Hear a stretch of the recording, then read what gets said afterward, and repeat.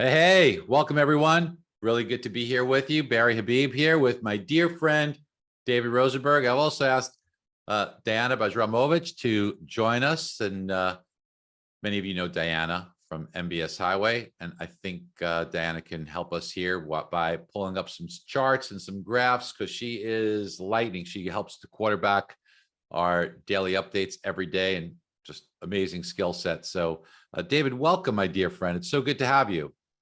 Well, Barry, thanks for having me on. I thought for sure you're going to play my theme song, which is Dark Side of the Moon. But well, you know what? You have been a little bit bearish, but you've been right. And I've agreed with everything that you've been talking about. And it's so wonderful to watch you just masterfully debate people. I had the pleasure and the honor of speaking again at the very, very prestigious SIC conference with so many great minds. And David, you had an incredible session to open it up, but you also debated Ed Yardeni. I watched you today, push back a little bit with the folks on CNBC in your great hit there. But David, I really agree with so much of what you're saying, because I think that you're just seeing where the puck is going and everybody's looking where the puck was. And when you're looking at where the puck is going, it's not obvious to so many people, which is why so many people miss it, including the Fed. But you've been very, very good at being able to see where things are going. And when you do that, it's not obvious to everyone. You're seeing the future before it becomes obvious. And that's what we want to do. well, you and I both. You can focus on the lagging, the coincident or leading indicators, and you and I know what's more important is what are the headlines going to be saying 3 and 6 and 12 months from now, as opposed to what are the headlines saying today. So it's all about staying ahead of the curve.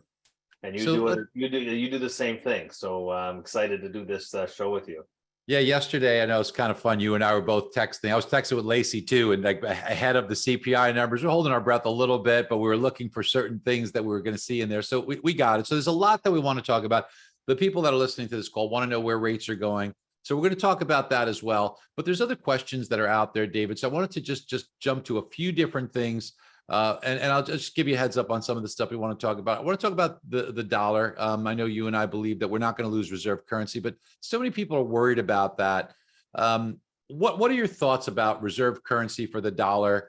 And if individuals watching this are getting concerns, pushback, thinking that, oh my gosh, what's going to happen? How can they address that with people that are saying things to them about the reserve currency status?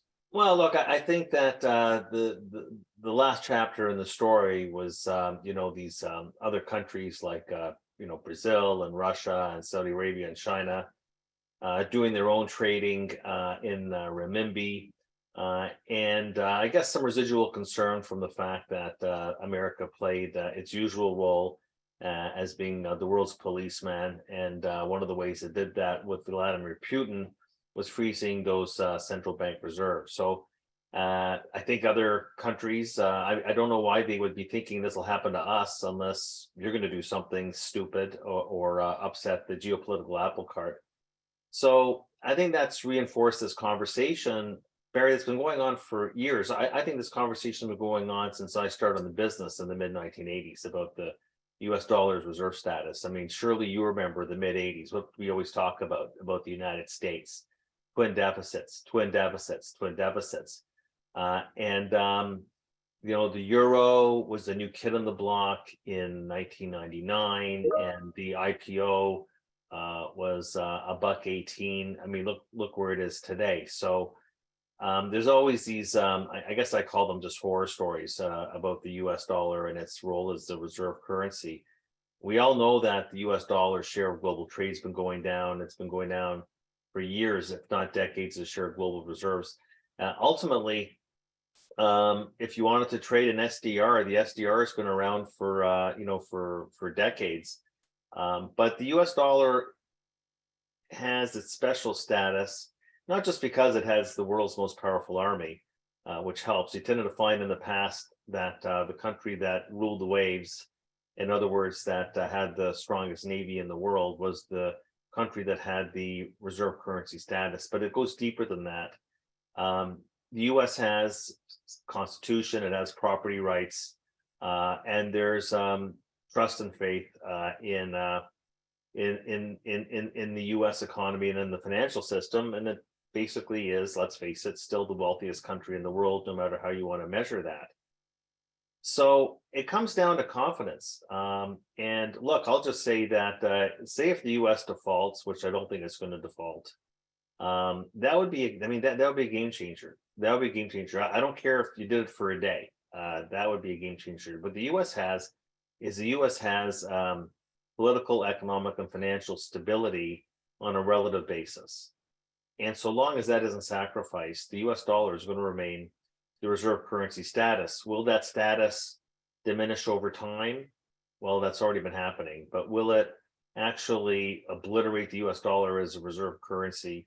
I doubt that's going to happen in our lifetime. I just don't see what the alternative is right now. I agree with you, and you're so good, because I was using the segue from the dollar to talk about the looming overhang of raising the debt ceiling, but you already beat me to it. So you're already anticipating and knew exactly where I was going, David. I'm just reading the cue cards. Yeah. So, and by the way, that we did not talk about that before. He's just reading my mind. So yeah, but before we get to that, I do want to make a comment. Look, that's my personal feeling. I don't think it was well thought out to freeze the assets, because you have to imagine there's going to be pushback from people that are just a little bit more skeptical about putting money in the U.S. And just saying, hey, the government could just seize my assets. I'm not saying right, wrong. I just don't know if it was well thought out. Just my 2 cents there. But David, let's get right to the debt ceiling. Now, I believe that somewhere between June 1st and June 8th might be what's considered I don't know, drop dead date.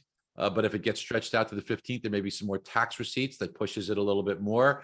I don't know exactly where it is. I think that that's open for discussion as to what the drop date is. But from the last meeting between McCarthy and Biden, I think there was no progress that was said to be made. Now, you and I have seen this many times.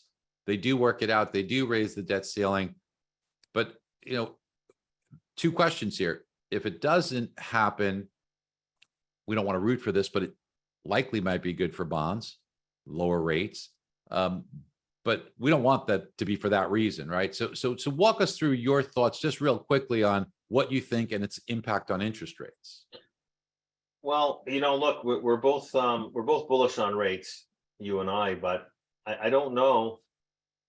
I don't know really about that Treasury yields will go down in this environment. We have nothing to go by. We can't really compare it to 2011 or 2013 because the U.S. didn't default.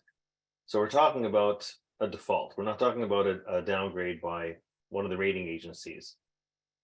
So, I mean, I think that if the U.S. defaulted, I'd be very nervous about my bullish call on Treasuries, at least on a near-term basis. I think it would cause a risk premium across all the asset classes. So I don't know if you're going to ask me about a default, will that lead to lower bond yields? I guess you could say there'd be such a massive flight out of risk. But I think it would just go into, you can argue into the treasury bill market or go into money market funds. I don't think that anybody would want to be, buying 30-year treasuries or adding duration risk or any sort of risk. So I have problems with that. And the reality is that we just don't know.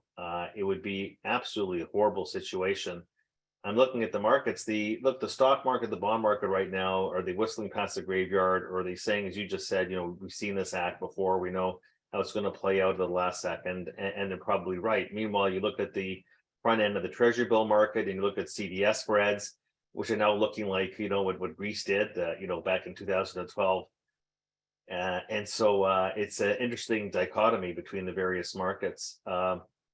I don't know politically. You're quite right. Like you had McConnell and you had McCarthy. They both said that the U.S. is not defaulting. So I don't think that the GOP leadership wants to take it that far to a default. The question is, how do we get through this? Because it's not really about the GOP leadership. I mean, when push came to shove, Clinton ultimately, worked with Gingrich. Obama got through with Boehner. And the Trump question worked with really is Pelosi. about, we have a couple of dozen, what you would say maybe renegades, really fiscal zealots on the Republican side that McCarthy has to be very careful about, because they're the ones that helped him get to his, you know, speaker status.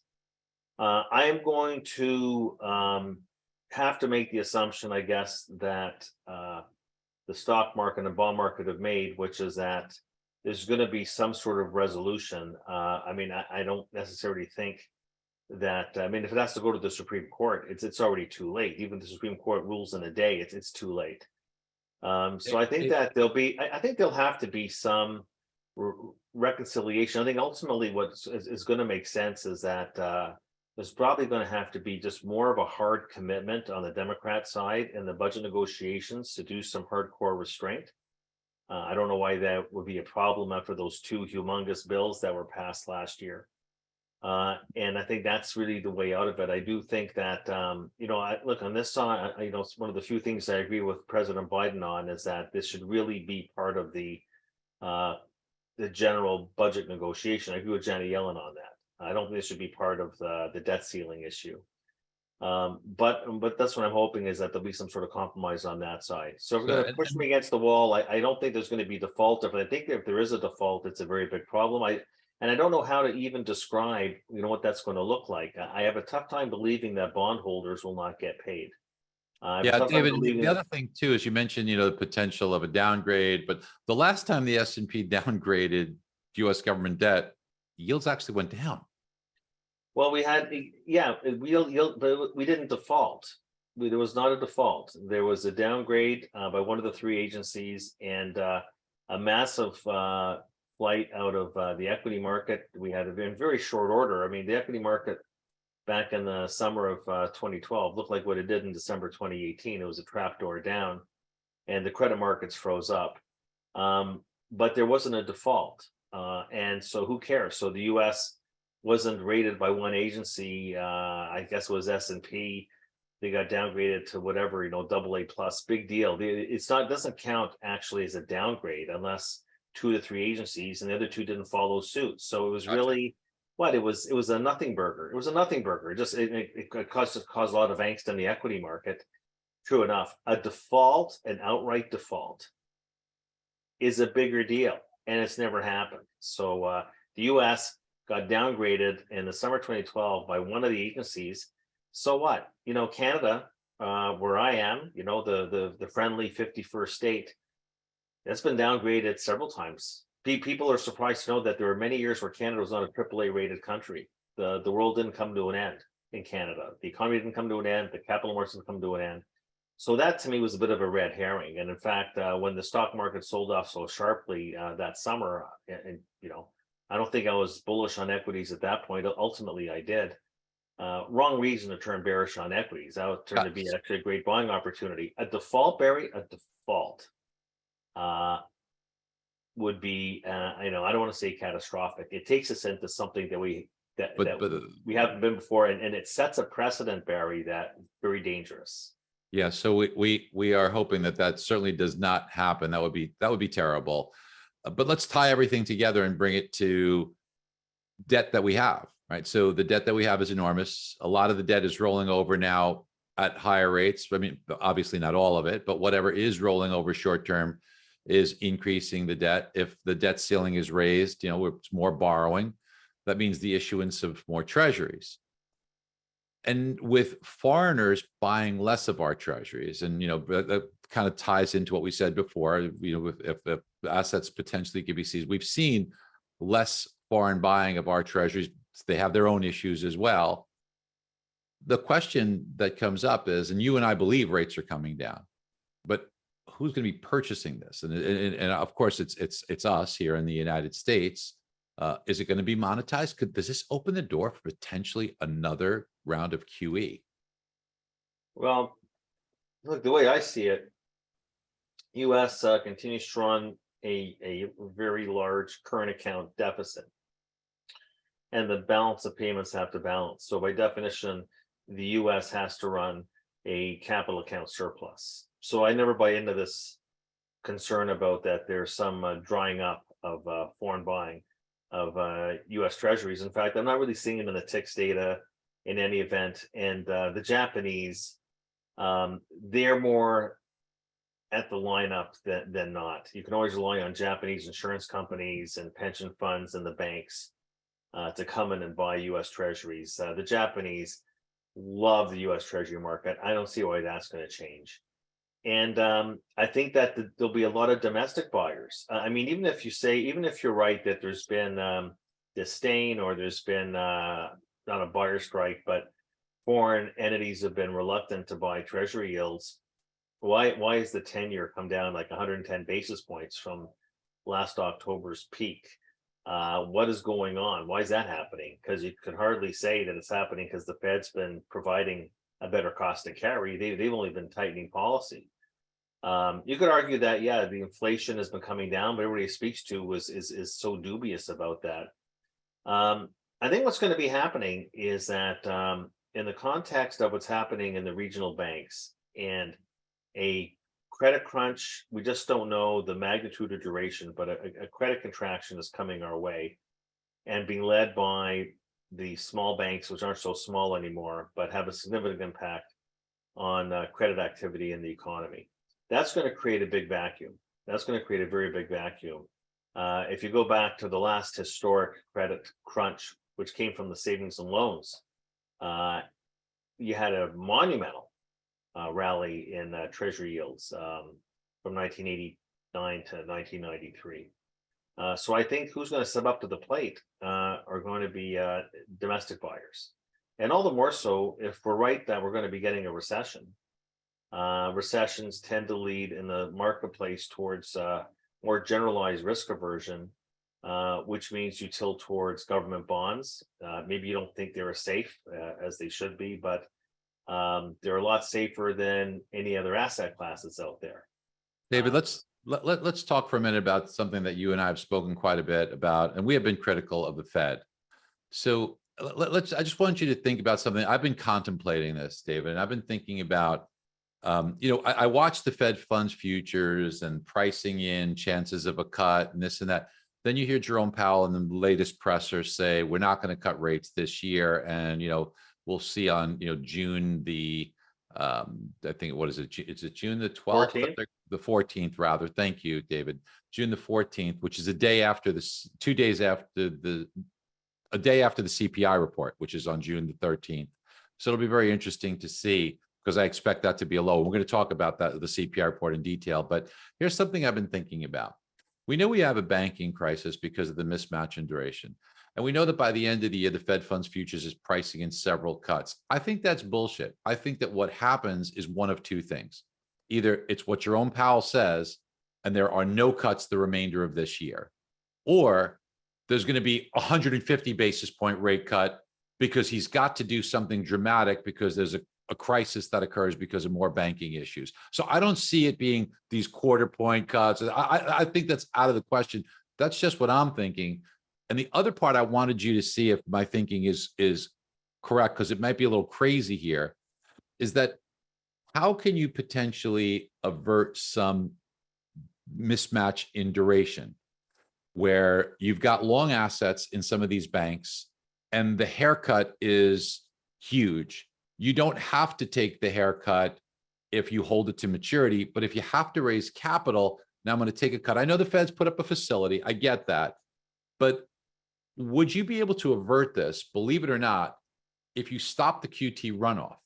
And if you stop the QT runoff, and now you've got the Fed not adding, but keeping their balance, would that then help the long end of the curve come down a bit so that you don't have as much of a haircut that you're looking at? I was just thinking about this. Is that a backdoor move the Fed could do and say, okay, we're not going to cut rates, but we're going to stop QT? So those are two things I just want to ask you your thoughts and opinion. Right. Well, it's an interesting dynamic, because I tended to find historically that when the Fed was doing QE, it actually wasn't very beneficial for long-term bond yields, because what was happening was that the Fed was trying to generate an equity wealth effect on spending. And so what tended to happen during QE was that bond yields would tend to go up as everybody cashed out of their bonds and went into the stock market. And then you found, well, look what's happened with QT. With QT, you've got the Fed pulling back. I mean, the equity market's just been range trading, and you've got the situation where bond yields have been going down. So it's not really clear to me about that linkage, because whenever the Fed was doing quantitative easing, it was never really to benefit the bond market. It was really to generate the liquidity to cause animal spirits to be Wealth stirred. effect. The wealth effect. I do think that what you'd want to do perhaps as the Fed is start to cut rates and reduce the cost to carry, and that will gravitate along the yield curve. If your concern is, well, part of the problem here is, the fact that these bonds in the hold to maturity accounts are underwater. But then again, they've got that other mandate, which is inflation and full employment. I think they're looking at lagging to coincident indicators because they shouldn't have raised rates the last several times that they did. But that said, I'm not so sure that ending QT, and maybe they should. I think they should be cutting rates in the second half of the year if they want to address it. But look, the problem with the regional banks was this: it's not about these bonds are underwater. Okay, it was that these banks, for a host of reasons, were facing deposit outflows. So what happened, of course, is that these banks, say Silicon Valley Bank or these Signet, they were forced to take the hit on these hold to maturity bonds they had in their portfolio. But That's raised capital. But it's been going on. But bond yields have been going up for the past couple of years. This was triggered by deposit outflow. That's what forced Correct. them. Well, so the answer is not about anything we're talking about right now. The answer to the regional banks is nothing what we're talking about. It's about that these banks need a capital infusion. They're not all mismanaged. There's just a deep loss in confidence, and the shorters smell blood. And what the government should do, in my opinion, to stabilize the situation, which they've done before, but maybe there's no appetite for it, is as a TARP. These banks need a capital infusion, and maybe they need a capital infusion from the government. But David, we still have money market funds 4.4, 4.5%. So the depositors are still going to be, hard pressed to not look at the differential between, a 0.1% in deposit that a bank could then take and loan out, and a money market fund, which the banks, can't utilize or loan out. So I think that even with the TARP, that gives you the capital for the redemptions, but the redemptions are going to just continue. Just today, we learned that last week, what was it? 10% of PacWest's. Thank you, Diana. PacWest's deposits were gone in a week. 10% a week. That's a lot. Yeah. So that can't continue very well. That's like Herb Stein's law, right? Well, it's something that can't last forever by definition won't. I learned that from you, by the way. Well, I think that it might just be too late for these banks to crush their margins and raise deposit rates in line to where treasury bills are or money market funds. It's just another reason why the Fed should be cutting interest rates. Bingo. In my opinion, people will say, well, we've got the inflation, blah, blah, blah. Yeah. Which is, by the way, which is why, David, I said, that they can't do it in quarter point increments. Look, but they have to do a big cut. The Fed doesn't see a problem. I mean, did you see? I mean, this was not like early 2009. This is not like where you had Hank Paulson and Bernanke on their hands and knees to Nancy Pelosi. Okay, this is like everything. I mean, you had Powell come on and say, even though the Fed staff is saying we have a recession in our forecast for this year. Oh, a mild recession, whatever that means. We had a mild recession in 2001. That was not a get out of jail free card for the financial markets, if you remember. I don't think the Fed's taking this as seriously as it should. And but I'm going to say, if they look, what's the answer? Okay, the answer, you're going to say raise deposit rates, then their earnings are going to get crushed, their stocks are going to go to zero, and they're going to be out of business. Which Your is stocks are exactly going to be out why, of business. David, I said And then if you don't, and then if the problem is about deposit outflow. Okay, the problem is about, and if the banks run out of deposits, they're out of business. So I think there's different ways that they can raise capital. I'm not even sure that this is all about relative interest rates. I'm going to get more money. I'm going to get more money in a treasury bill than I am on my bank deposit. A lot of these, the reason why these regional banks are special, these community banks, okay, is because their depositors who then become their borrowers, they get services at these regional banks that Jamie Dimon, okay, is not going to give them. They're not going to get that service. In fact, the big banks don't deal with these small businesses. So the whole thing, I think, has been radically underestimated. And we're probably going to wake up on Sunday, and then what? Is there going to be a new deal? Is there going to be like, we're going to wake up on Sunday and there's going to be a new, we're going to have another takeover? Like what? FDIC is going to take David, over hold on one second. PacWest, and what is going to, and then the FDIC is basically defunct. Which is exactly why I'm saying, look, let's just do some math, right? So $250,000. I'm FDIC insured, but the difference between essentially zero and the 4.5%, 5%, that's $1,000 a month. That's real money to people. So I'm going to put my money in a money market instead of leaving it there. The only solution for that, and we just explored all the capital infusion, the only solution for this is for a huge cut in the Fed funds rate to narrow that disparity. And what we're going to see, David, in my humble opinion, is you're going to see more banks, because PacWest cannot afford to see 10% per week disappear on your deposits. You know, I understand that, and then the people at the Fed will say we can't cut rates because of we are full employment and we have close to 5% inflation, and we know that story. I don't disagree with you. What I'm saying is that there's different forms of capital for the banks. You're talking about deposits. Well, all of a sudden we're finding out, what have we found out the past 2 months, is that deposits are not the sticky form of capital that we thought it once was. Yes. These banks need a capital infusion. And if you get it from the Fed's going to charge. It's not going to be deposits. Look, there are grounds. I don't care to the most ardent libertarian. Okay, there are grounds for government intervention when there's market failure. Okay, and this is a crisis of confidence. This is a crisis of confidence. So I'm not so sure even that the answer. I mean, I'd like to think that the Fed will be cutting rates, and we can talk about that for different reasons. That was going to be related to the classic business cycle, recession, disinflation. But this is the government's role.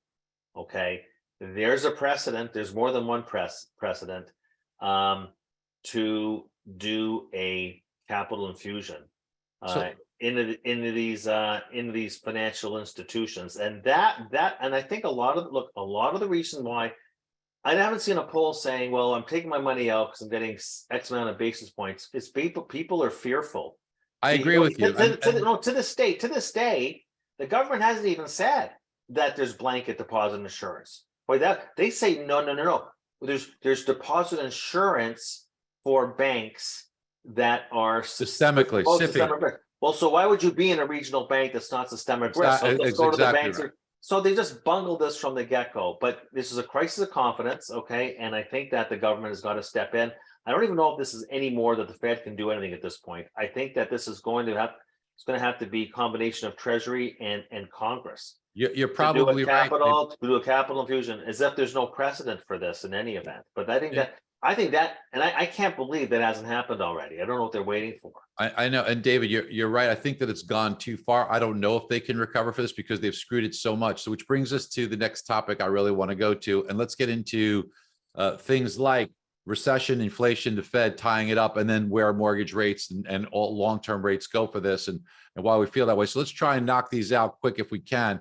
So the first one really is when we talk about, I saw you today and the famous line I was watching on CNBC today. I thought you're going to really give it to her good with this one because you know this as well as anyone, and you touched on it. But the stupid line that people say, "Oh, you got a 3.5% unemployment rate." They said what the wrong rate was anyway. But how can you have a recession? And all these people that never look at a chart or never look at history every single one of them failed to realize that every single recession with 100% accuracy does not start when the unemployment rate is high. It starts when the unemployment rate isn't just low, at its lowest level, and starts to turn. That's when every recession starts. They just don't understand because they've never looked at a chart or they've never done research. They just parrot what they hear. So we all know that. So we're at the exact point where a recession would start, not far from recession would start. You heard Waller, we can't have a recession with 3.5%. That's exactly when you get it. Please look at a chart. And Diana, you could probably bring one up. I knew that Diana was going to do it. But when you look at the unemployment rate, every single recession has started when the unemployment rate's at its lowest level and not at its highest level. You see low level recession, low level recession. Everyone, look at the low level right before the recession. Low level, just go to low levels. The low level recession, go to the previous one. Low level recession, previous one. Low level recession, previous one. Low level recession, previous one. Low level recession. Every single time. And this is where we are. Look at where we are right now. We're at a level where you'd have a recession begin, not end. So thank you, Di. So David, you have been probably better than anyone at explaining why we're headed for a recession, but not just that, why the job market is telling us signals that we should be paying attention to, that the market is actually much weaker, not just because everybody says, oh, 258,000 jobs, forgetting all the negative revisions. So we really created 100,000 jobs. And the fact that the birth death ratio, businesses born versus businesses closed, have added all these jobs, and it's very bad at inflection points. Can you please give us a couple of points on, I don't want to spend too much time on it, but why I'm convinced we're headed for a recession. I'm convinced the job market's not as good, but maybe from your side of it, what you feel as far as these 2 points go, because that'll take us to the next section, which is the Fed. Yeah, look, there's nothing here that's surprising. Employment is always the last man standing in an economic cycle. It's not even that rare to have non-farm payrolls before they get revised still showing increases into the opening months of the recession. It happens in more than half the business cycles. The unemployment rate is always low and sometimes even declining into the recession. And then you come out of the recession, the unemployment rate's still going up, and you're wondering where's the recovery. So you're looking in the wrong place. The unemployment rate is in the index of lagging indicators from the Conference Board. Non-farm payrolls is in what? It's in the index of coincident indicators. It's not telling you where things are going. There's only 2 labor market components that go into the index of leading indicators. One is the work week, which has contracted 0.6% in the past year. And what people don't know is that when you look at the labor market holistically, you look at hours and bodies together, it peaked in January and it's rolled over ever since. The work week is a bellwether leading indicator in both directions. Heading into recession, what do companies do historically to a T is they cut the hours and then they cut the bodies. And initial jobless claims is the other labor market component that goes into the leading indicator. And it's not the level. It's not the level. It's the change. And the change right now is telling you that we were 90% of the way into the recession. Claims are telling you the recession is starting no later than June. Diana, we had a chart that we showed in this morning's update, Diana, and you could just take a look at the trend. Look at where we were in September, October of 2022, and look the rate of change, David, here underscores your point. I guess we were thinking the same thing. And this morning, for our update, we showed this exact chart, and then it's exactly what you're saying, brother. Exactly what you're saying. Yeah, and when you look beneath the veneer of the non-farm payroll number, the one segment that is a great leading indicator is employment at temp agencies, temp help agencies, which has rolled over significantly in the past 3 months. You start thinking, when the headhunters start chopping heads, what does it mean for the rest of us? Great leading indicator. And actually, if you go to the S&P 500 and you look at this one segment out of the industrials called employment agency, that part of the stock market is down 30% from the highs. So all the indicators are telling you that we're going to start to have job contraction. ZipRecruiter as well. Months. And then what happens then is the recession becomes, the consensus shifts in that direction. Yeah, and then when that happens, it almost adds to it, because then people say, "Oh, we're in a recession. I can't hire." Well, then it'll be mild. Look, there's some people. I got a blog saying that he's in the soft landing camp. He's bullish and he says, but soft landing and mild recession are the same thing. I'm thinking, no, no, no. A soft landing is growth slows, it slows below trend, magically just stays there, brings down inflation without a contraction. You see, a soft landing is when your bonus gets cut. And a recession, mild or otherwise, is when your salary gets cut. Or your Big job goes away. Big difference. Yeah. So that brings us right to the pain that Jerome Powell says he wants to bring, David. And we've got this dual mandate. So one is maximum employment. So they're under the illusion that they think that they have that. There's a few problems that I also see that you're touching on, but when we look at some of the things that Jerome Powell cites is there's more job openings, but with work from anywhere, David, doesn't that tend to, in the job openings, overstate it because you could post the same job in many different states and therefore overstates the amount of job openings? Absolutely. I mean, you just flood. I mean, people are now working remotely from different cities, so you flood for the same job that you would have done, locally. A couple of postings. Now you're doing like dozens. So I always thought that number was inflated. But the bottom line is, we're sitting here today, job openings are crashing. They're coming way down. The one thing that you can't argue about, like, we can talk about job openings. I always thought that Jay Powell used the wrong metric, job openings to unemployment. Unemployment is just people who haven't found a job but are looking for a job. But there are millions of people who are on the periphery of the labor market. They're not technically counted as unemployed, and they're not in the labor force, but they would take a job if they were offered one. If you look at the total level of unemployed resources, what's called the total pool of available labor, it actually exceeds the number of job openings. This whole notion that this is some sort of indicator, I can't. Some of the stuff that Jay Powell's come up with, I have no idea. I have no idea who convinced them to look at this stuff. Job openings, you're right, have been exaggerated, but they're coming down right now, so I don't really care. But what's important is the stuff you can measure. Okay, you can measure new hires. New hires are coming down and coming down hard. You can actually measure also firings, layoffs, and that's being corroborated in the JOLT survey vis-a-vis the claims. Firings are starting to go up significantly. And most importantly, and this is the best leading indicator for wages, by the way, is the quit rate, the number of voluntary quits, what I call the take your job and shove it index. And that number is starting to come down as well. All these are pointing to all the people talking about, the 0.5% in average hourly earnings, please. It was a blip on the screen. Wages will be disinflating significantly in the next year. Yeah, and people don't realize, but you do such a great job of equating hours worked to the amount of jobs. So when you talk about the reduction in the work week, that is manpower hours, which could equate to amount of jobs, and it's in the hundreds of thousands that you are losing for these types of moves lower. You're one of the only ones that sees that and does the best job of translating that into jobs. Yeah, well, look, like I said before, if you look at the labor market holistically, and there's only one metric that does this, which is the index of aggregate hours worked, which includes not just the bodies, but how much time are you spending working. So from a GDP perspective, if I hire somebody and they sit on their derriere, that's a Canadian word, by the way, that doesn't have a GDP impact, and it doesn't do much for your profit margins either. You want to hire people, you want them to work. And so that's why the hours worked are so important.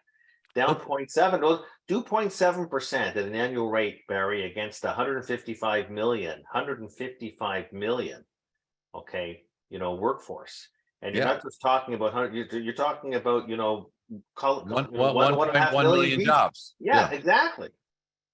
Yeah, it's I know I spoke to Lacey about the same thing. He agrees 100%.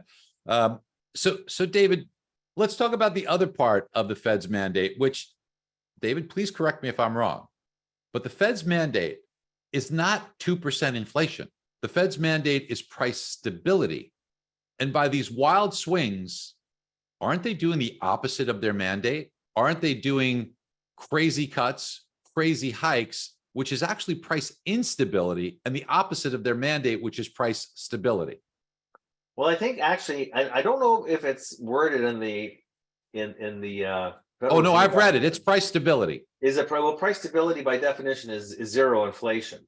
And that's exactly what Alan Greenspan said in it- 1996. And then it that's was right, to Janet. Janet Yellen. Yeah. She pressed him, right? She pressed him. Well, he says, well, I guess 2%, but I shudder to think what would happen if that got out of this room. And he was right. Well, the thing is that he didn't want to get pinned down to a number because he said the CPI is a flawed statistic, and flawed for a bunch of different reasons. And when you have, 30% of the index and 40% of the core or guesstimates on rents, and so much of it distributive lags into the index, it's not really anything about real time. It's a bit of a problem. It's why I guess Powell now says his super core number exclude it's X energy services, X rents. That's fine.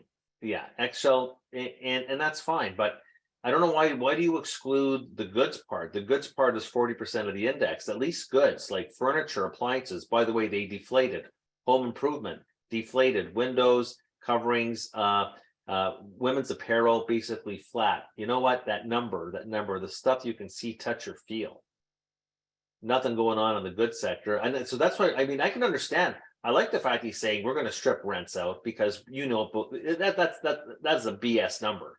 But why are you excluding the goods? And you're looking at the commodity index. You're looking at the ag index is broken down, except for maybe I think cocoa and sugar. And it's broke. It's eggs, milk, cheese, all this stuff broken down. The base metals broken down. Lumber is going nowhere. It's down like 70% from the peak. But they're ignoring all the stuff Greenspan used to look at. But all that said, I think that you're right about how you define stability is in the old days. And this is why, look, whatever people want to say about Greenspan, I'll just say that I understood Greenspan. I didn't always agree with him. Me too. I understood Maestro. I understood him because he looked at real things, and he was a market player. He respected market variables. So a central banker, tell me what where the 10-year break evens and the 5-year forwards are like what, 2.2? Where the yield curve's inverted, commodity prices are breaking down, and you're worried about your inflation credibility. I quite frankly, I don't get it. I don't get the last several rate hikes. I think they were totally, they just made. I think it comes down to hubris, and it comes down to embarrassment. We got to 9% inflation in June of last year. We're down below 5. That inflation's come down in the past 10 months, the same as it did under Volcker, from 1981 to 82. It's come down the same in the same 10-month span. I don't remember people saying back in 1981, inflation's too sticky. It's too sticky. Yeah. Sticky. If it's so sticky, why has it been cut in half in the past 10 months? Yeah. Right. Okay, let's go to where we're heading on right. Yeah, I'd like to take a look at. Well, you know what? Go back a little bit, Di. You were right. Where you were headed was right here. So I'm going to show you a couple of things. Then we're going to just ask for your comments. So we know this is what's happening with new rents, but you see above in parentheses blended rents because the rollover portion. We've calculated the total to be 3.9, but yet we know in the most recent number we just went from 8.2. So go ahead and click 8.2 to 8.1, Di. There you go. So we actually are starting to roll over there, which will get the bend in the curve. It's going to start to help us. Just keep going. I want to show David a couple of things, then we'll keep going. This is just a little play for where the puck was. But no, go back there. Go back there. Go back there. Just go back. Back. Yeah, back one more. So it wasn't that long ago. Let David see that one. Might as well, because it's a good one. Yeah, Gretzky wanted to go to where the puck is going to be, but Powell, he wants to go to where the puck was, right? So because he's data dependent. But then here, David, if we take a look, it wasn't that long ago. Every Fed member 2 years ago was begging, not even thinking about raising rates. Everybody wanted, because they looked at the bottom line, which is the circles around where inflation was. But and by the way, the biggest proponent, of course, Janet Yellen, let's go big. Inflation's too low. She said that 2 years ago. So continue, Di, because I want to show David and get his thoughts. It was because what the Fed was looking at where the puck was. CPI, the rental component, the shelter component, pardon me, which today is 43 42.3%, no, 43.2% of core CPI, and back then was 39% of core CPI, showed only 1.5% shelter cost. But what was happening in real time? Shelter was going up. They were looking in the rearview mirror. Hit it, die. In real time, this is what was happening. So they ignored that. And they're doing the same thing now. Look at what's happening in real time, which you could see on the downslope. Look what's happening in real time now. There you go. But they're looking at the 8.1. They're making the same mistake twice, unbelievably so. We could have avoided all this pain, all the bank failures. Click it, please, die. Well, everything could have been avoided because they should have stopped QE a year sooner. Okay. And they should have started to raise gently a year sooner. They would have avoided everything. Let's just take a couple of looks before we get David's comments.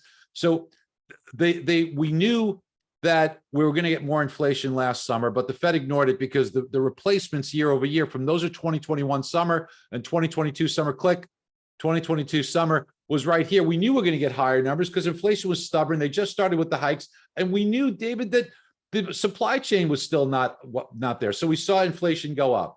Then we knew it was going to come down because what we saw there. Now the Fed's staying sticky because sticky is the next click. We didn't make much headway because the comparisons were where they were compared to where we are now. But now we're finally going to start to see shelter roll. So we know we're going to get these numbers replaced from 2022 with lower numbers. Inflation is going to come down.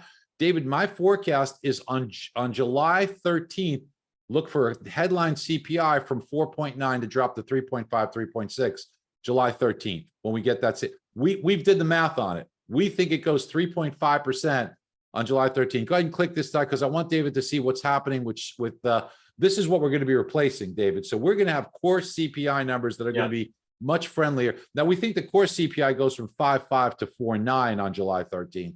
That's our call for that. But go ahead, Di. Last one is the shelter. Look at the shelter readings. So this has been the headwind. Now I know this won't help Supercore, but this is what used to be the headwind, which now will be a tailwind. Look at these numbers. And by the way, the last reading that you don't see was 0.4. I know that was helped by lodging outside of home. I know that rents and orders equivalent rent was still 0.5, 0.6. I know that, but I've got to believe that we're on the other side of the hill and they'll start to come in lower than these numbers that we see that'll be the replacement numbers. And we're going to have a lot lower inflation coming. I don't know if we get to the Fed's 2% target, but I just wanted your thoughts on this to think if we were in the same, if you're tracking the same way we are on these inflation numbers. Yeah, I was going to say, no, the base effects are going to be very beneficial. But I also think that the sequential numbers are going to look a lot like what we just saw, if not lower. Like, the super core was 0.1.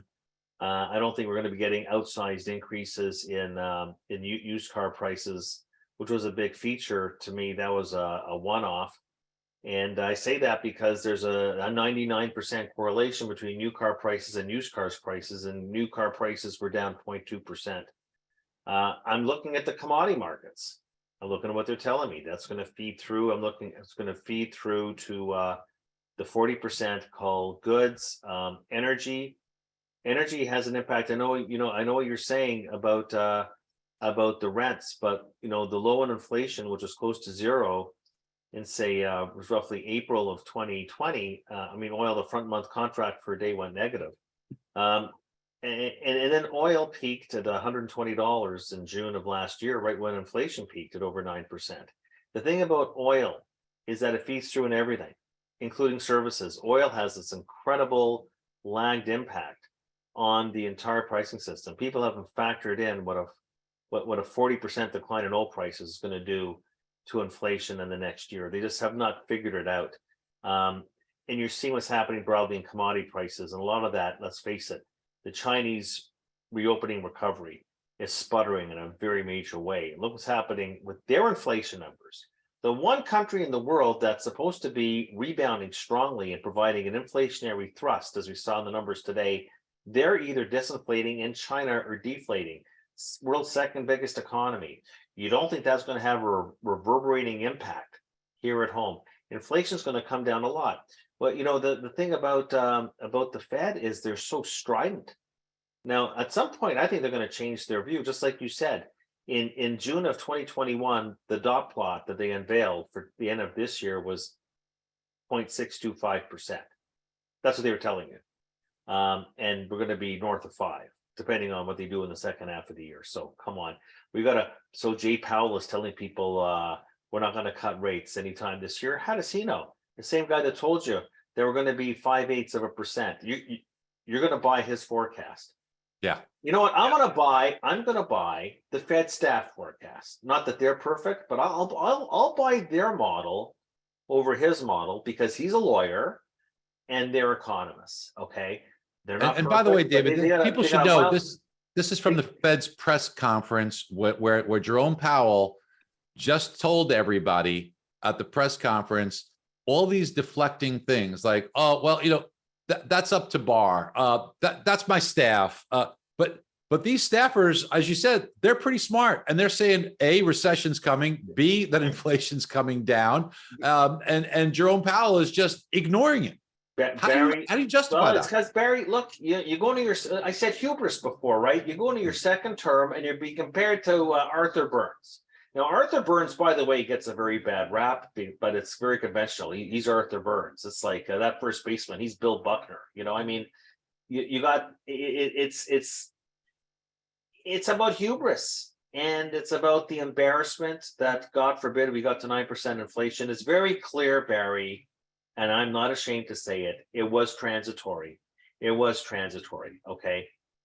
We had countless numbers of months above 9% in the 1970s. We had one. We know how we got there, and it's been redressed. The global supply chains have eased up. In fact, the New York Fed's own supply chain measures is at like a 14-year low. And you're seeing the commodity markets. And you know, the great retirement theme has been retired. The participation rate is coming back for prime 25 to 54 year ad. Nobody talks about this. The supply side, all the stuff that should have had them concerned earlier on, it's all come back. David, the prime working age participation rate is at a 15-year high. David, how is that inflationary? Yeah, no, we got 5 minutes here, and I'll just make this one point that's really important, because we talked about the Fed staffers, okay, which is that not just the recession. They said that headline and core inflation 2024 and 2025 are heading to 2% both years. And my money is on that. And I don't know if the Fed's going to go more and ease more than 2 times by the end of this year. I think that's the minimum they'll do. And then we're going to have big rate cuts next year. There you go. All right. So let's wrap this all up with what it means to mortgage rates. So first of all, let me just clarify. Bill Buckner, Arthur Burns, 1986 World Series, Mets, Red Sox. Buckner boots the easy ground ball. That's what that reference was. So that's the Arthur Burns thing. So nobody knows that? Nobody knows. Some people may not know that. But by the way, what he's trying to say is that Arthur Burns did a lot of good things, but is remembered for the one mess up. That's why he's saying that. So as we take a look at inflation, we've shown reasons why inflation is going to come down. We show why we're going to a recession. You're one of the very best at being able to see into where we're headed. So we know that there's some potential headwinds for rates, but overall, what do you see short term on the long end of rates and longer term on the long end of rates? I think that look, if we go into recession, historically, the Fed cuts the funds rate 500 basis points. Maybe when we see the Fed transcripts 5 years from now, we'll find out the whole thing was about, you know, rebuilding the ammunition to fight the next recession without having to embark on QE again. They couldn't do that. Do you remember Powell tried in 2018? He got to 2.5. We get a recession. He's got to go to 0 and then do QE. This way, they don't have to do QE again. Nobody's got an appetite for QE again. So I think we go into recession. I'm going to play the historical script because it has a very tight standard deviation. We're going back to the 0 bound. And it's not a pleasant forecast, I know, but interest rates are cyclical. And when you think about it, we're 5%. They're not going to get 5 to 5.25. They're not getting much above that. Even if I'm wrong on that, just to get rid of the excess restraint, they got to go to neutral, which is 2.5%. That's the raw number. So we're going to either 2.5% on the funds rate, which is 250 basis points lower than they are today, or we're going to 0, somewhere in between. Big decline in short-term rates coming, okay? And I think the curve will re-steepen. You know, historically, we have a positively sloped yield curve 85% of the time. since last July, we've been in this rare 15% of the time where the yield curve is inverted. That is not sustainable. Back to your Herbstein comment before, short-term rates will fall, I'd say, anywhere from 250 to 500 basis points. I know you can drive a Mack truck through that forecast, but it's going to be a big decline. And I think that long-term rates will go down, but by not as much. I think the 10-year note could get down to around 2.5%. And I would say that, the 2-year note could get down between, a half and 1%, bigger decline in the 2-year note. But the whole curve will move lower in yield, and the yield curve will re-steep into its more normal shape if you have a 12-month view. So that's mortgage people, mortgage rates. That's good news. That means you probably be looking at somewhere in the low 5s on a 30-year fixed rate mortgage from the present. I'd say 100%. Look, Barry, you made a great call on home prices being sticky because of the great article today in the Wall Street Journal supporting that there's no sellers. But something's got to give, right? You have a homeowner affordability ratio that is super duper stretched. It's one standard deviation more strained than the historical norm. Something's got to give. We're going to have a recession, so you can't count on income growth. We have a lack of supply. You can't count on home prices going down to get that affordability. So if you're talking about, Barry Habib is right, home prices will just be stable. We're not going to get much income growth in a recession, okay? And with rising unemployment, what's the third variable? Mortgage rates probably come down 200 basis points. Wow, 200 bips. That'd be music to everyone in here's ears. Let's see if that happens. That might be. Don't take that to the bank and start planning on that. Let's hope. And David is right a lot. Depends which bank you want to take it to. That's right. Don't take it to a regional bank, maybe. I don't know, but David is right a whole heck of a lot. So, but even if you get half of that, even if you get most of that, that would be really, really terrific, and it would cause a lot of good things to happen. David, you and I love spending time with you. Number one, I love the wonderful friendship we have. I love that we can tease each other and stuff, but I love that we can always be so respectful, even if we don't see it the same way, because there's a lot of love there. But I respect you so much. I think you're one of the most brilliant guys out there, and your track record proves it. Thank you for spending time with me on this today. But Diana, are there questions that we could just real quick, just take a quick, like a quick hit on? I haven't seen any. Okay. But if you guys have some now, we're looking at the chat and the Q&A. So yeah, just real quick. Diana answered some that came in while you guys were talking. Thank you, Diana, for helping out. Pleasure. Yeah, for the one. And by the way, I got to take my hats off to Diana, who, it anticipated a lot of the things we're going to talk about, had charts pulled up, was ready. She just pretty amazing every day, Diana. Just amazes me. So thank you. My pleasure. So the very least I could do with how much I learn from both of you every day. So thank you. You're outskating the puck. I'm trying to, David. Yes. Well, thank you, David. Thank you once again. We so appreciate you. Thank you. You as well. So it was a lot of fun, and happy to do